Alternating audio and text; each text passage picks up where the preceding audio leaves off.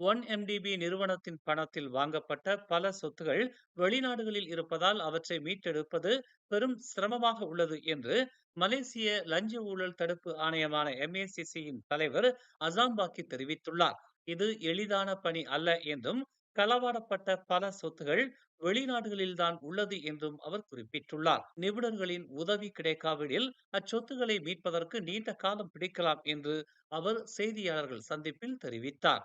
பல்வேறு நாடுகளுக்கு பரிமாற்றம் செய்யப்பட்டுள்ள பணத்தை மீட்பதற்கு அனைத்துலக ஒத்துழைப்பு அவசியமாகும். அந்த விவகாரம் சிக்கல் மிக்கதாகவும் குழப்பம் மிக்கதாகவும் உள்ளது என்று அவர் கூறினார். வெளிநாட்டு அதிகாரிகளின் உதவியோடுதான் அதனை கண்டுபிடிக்க முடியும் என்றும் அவர் தெரிவித்தார். புதிதாக அமைக்கப்பட்டுள்ள கணக்கியல் மோசடி தடுப்பு செயற்குழு பற்றி கருத்துரைத்த அவர், 1MDB சொத்துக்களை கண்டுபிடித்து நாட்டுக்கு தெரிவிக்கும் பணிக்கு அது உறுதுணையாக இருக்கும் என்று அசாம்பாக்கி நம்பிக்கை தெரிவித்தார். மேலும் செய்திகளை தெரிந்து கொள்ள தமிழ் மலர் நாளிதழை பாருங்கள்.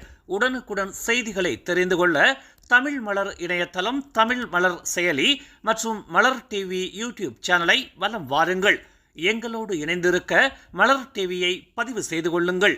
உறவுகள் மகிழ்ந்திட விருப்பம் மற்றும் பகிர்வு சேவையை சொடுக்கிடுங்கள்.